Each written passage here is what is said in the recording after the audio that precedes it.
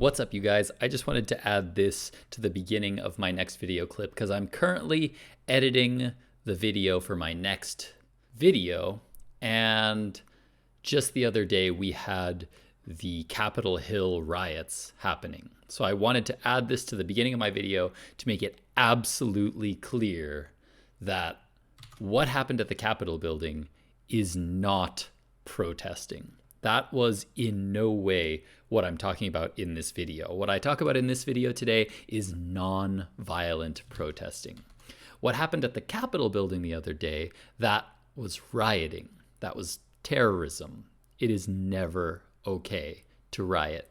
It is never okay to use violence to try to get what you want. That being said, let's get into our video today about non-violent protesting.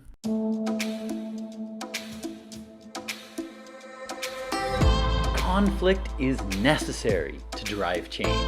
That's what we're talking about today. My name is Eugene, and this is Verdant Growth. It was Martin Luther King Jr. who said, "Change does not roll on the wheels of inevitability, but comes through continuous struggle." That's a very deep sentiment.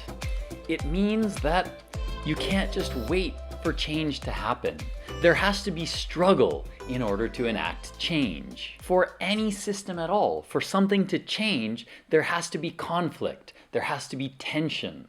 That goes for everything. You can't grow stronger muscles until you lift up weights that are heavier than the ones you've been using until now. You can't overcome a fear of spiders without looking at spiders or touching spiders. And a baby can't learn how to walk without standing up and falling over and over and over again. In that same way, gay marriage or women's voting rights don't come from people just sitting around waiting. It comes from people standing up and challenging the system that's forbidding those things. The examples are endless. You must create conflict in order to enact change, to grow, or to improve. This is why nonviolent protesting works, and some people might argue is necessary. There are many people out there who will say things like, "But why do we need to protest? Why can't we just talk a little bit more about this? Isn't there a better way?" When I hear voices like that, it makes me feel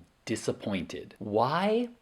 Because that is the voice of somebody who has already accepted that the system is there and that there is no real strong need to change it right away. It's the voice of somebody who's okay with just letting it continue while the discussions go on. Slavery is something that we outlawed in America. If slavery came back in some form today, most people wouldn't just say, "Oh, well, maybe we should talk about it a little bit more."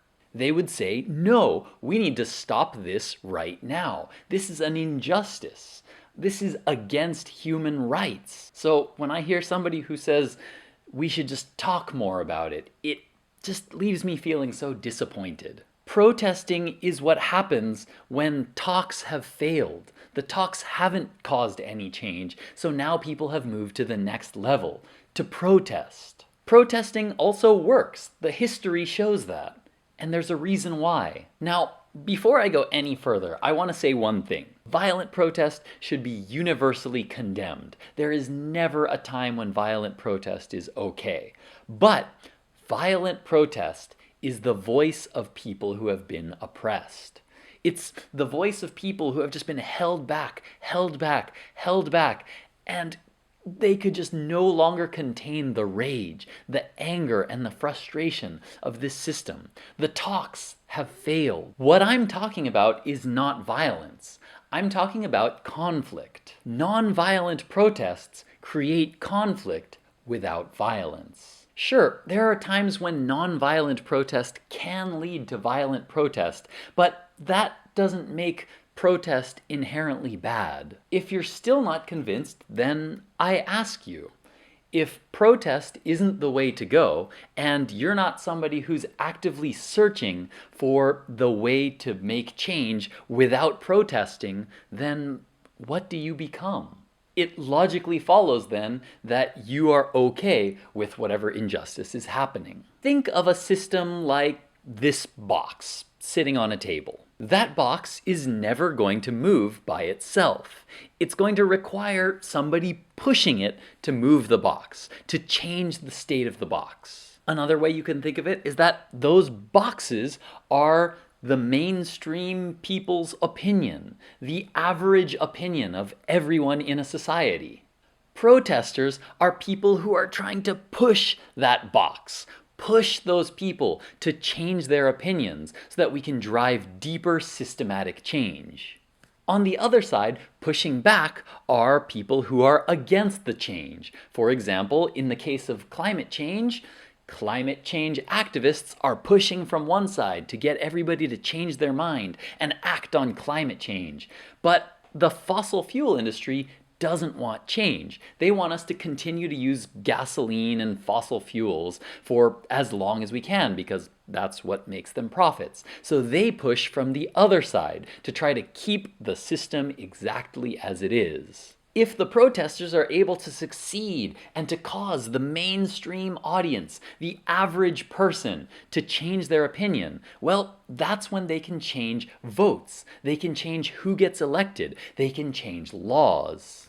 So why is it that we have to use nonviolent protesting in order to enact this change? Why does nonviolent protest work? Well, the answer to that lies in the question, why do we perceive, or how do we perceive, what is right or wrong in the first place? I mean, historically, there was a time when people thought slavery was right. There was a time when people thought that women voting was not okay and that only men should be able to vote. There was a time when that was considered the right way of thinking. So what caused that to change? Why do we have a world now where most people think that slavery is wrong and that women should be treated equally to men? It's because most of our perceptions of right and wrong come from what the majority of society believes. When everybody around us thinks it's okay for there to be slaves, then we're much more likely to think, oh yeah, this is what's normal, this is what's right. The same argument goes all the time for vegan activists. They say that it's wrong to kill animals or cause harm to animals just for the benefits of our taste buds. That is a good example of society not fully coming around yet to the fact that harming animals for our own taste pleasure is wrong. It's still widely accepted as being morally acceptable, because that's what most people think. So from these examples, we can see that what is considered right and wrong is basically just decided by what is the general opinion of everyone in a society. So now let's get back to the discussion of why does nonviolent protest work? Part of the reason is because when we see nonviolent protest, it elicits sympathy. Someone is suffering from some kind of injustice, which we may see, and we might not have even recognized that it existed before. It makes us want to support another human being. We want to help them. And in doing so, we feel better about ourselves. There's a kind of social currency involved there, in that when we help someone else and we make them feel better and help them to fight their cause, then it makes us feel better about who we are. We feel like we are now part of that group. We are now part of the people that are fighting injustice. We feel like we have become part of something larger than ourselves. In essence, humans are social beings. We like being around other people. We like having the support of our other human beings. But Eugene, that applies to violent protest as well, doesn't it? Yes and no. In the case of violent protesting, there is a certain level of shock value. I mean, the violent protests pretty much always get on the news, right? Violent protest makes for great news, but it can also have an unwanted effect. And that is that a lot of the people that watch violent protest may recognize that there's some kind of injustice against these people, but will feel internally conflicted at the idea of supporting someone who is rioting, someone who's destroying someone else's property. They might think something like, yes, I support black rights. I support black people being treated equally to white people, but I cannot condone people just recklessly destroying that man's property. So violent protest can turn the opinion of the public against you. When we protest non-violently, it can elicit those feelings of sympathy without those internal conflicts of feeling like, I don't want to support these people that are destroying property. Or, in the words of Dr. Martin Luther King Jr., nonviolent, direct action seeks to create such a crisis and foster such a tension that a community which has constantly refused to negotiate is forced to confront the issue.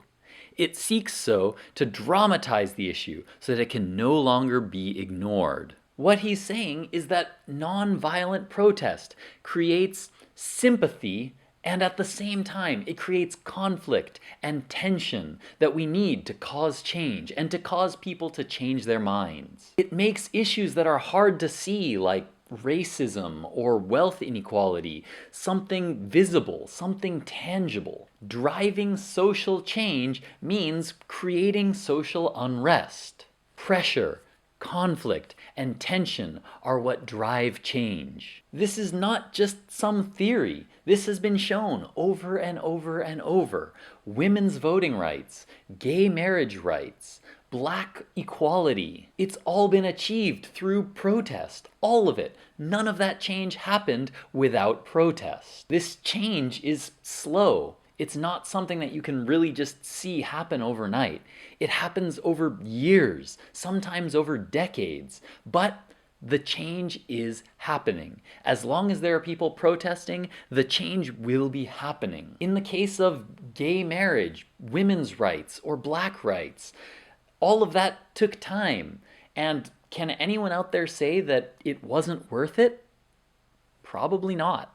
I mean, can you imagine a world where women still couldn't vote? Or black people were still used as slaves? It's unthinkable to think of now.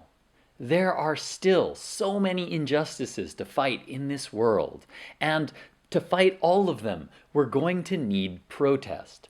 Non-violent protest. I think that by talking about these things more and bringing these kinds of discussions more and more into the mainstream is really, really, really important going into the future.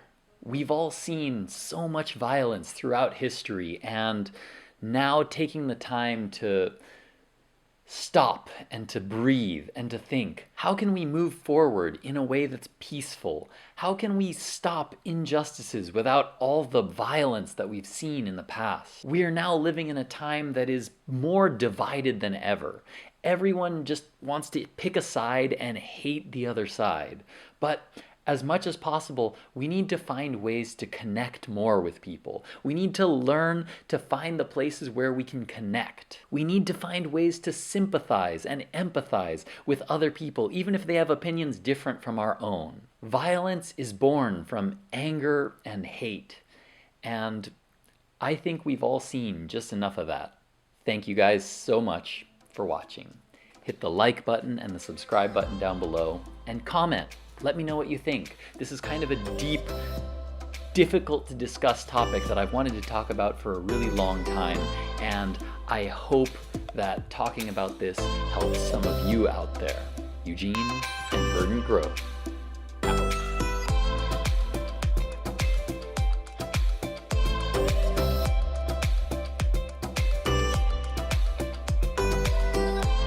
You guys notice my signs? All of my protesting happens online, so it's all pretty non-violent. Less talk, more action. These days we have so many people who are out there just talking about making promises by 2050, we'll go no emission by 2050, and the Paris Accord, and all these different places with people making promises, but so little is actually being done. We have everything we need right now, every single tool to take down climate change, and yet nobody wants to do anything.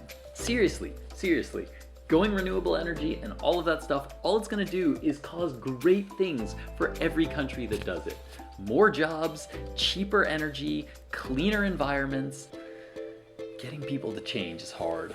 This one's one of my favorite ones. There's so much science denial recently in this world, mostly due to the fossil fuel industry, but Science is not a religion. It's not something that we just have faith in and we believe in.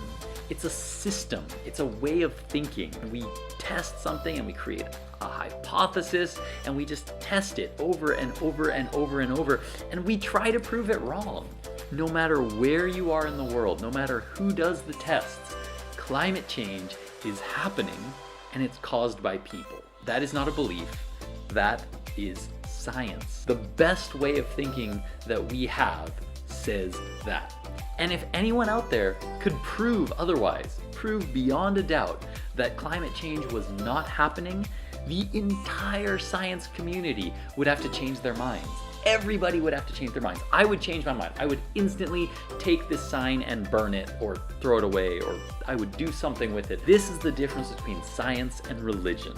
With science, we have to change our thinking when something is proven to be not true or true. It's the most rigorous system of testing that we have. Anyway, this is the topic for a whole video probably. I could probably talk about this for a while, so I'm gonna leave that for a video for next time. Thanks for watching, guys. Bye! See you!